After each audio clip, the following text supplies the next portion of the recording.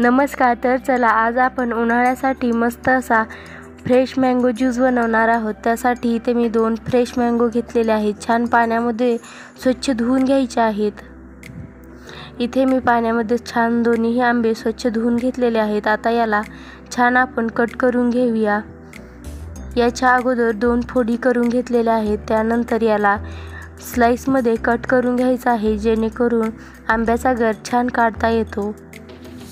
तर इथे मी दोन्ही आंबे छान कट करून घेतलेले आहेत। आता याला चमच्याच्या साहाय्याने आपण छान याचा गर काढून घेणार आहोत। एका बाउलमध्ये आपण याचा गर काढून घेऊया।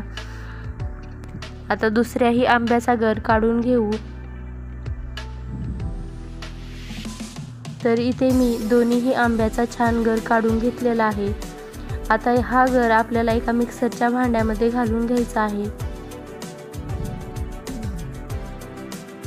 इथे मी मिक्सरच्या भांड्यामध्ये सर्व आंब्याचा गर घालून घेतलेला आहे। लागेल एवढी चवीपुरती साखर घालून घ्यायची आहे। त्यानंतर तुम्हाला लागेल एवढं थंड पाणी घालून घ्यायचं आहे आणि छान याला 2-3 वेळा फिरवून घेऊया आणि मस्त असा आपला मँगो ज्यूस तयार झालेला आहे। याला आपण ग्लासांमध्ये काढून घेऊया। वरतून आपण यामध्ये आंब्याचे स्लाइस घालून घेऊया।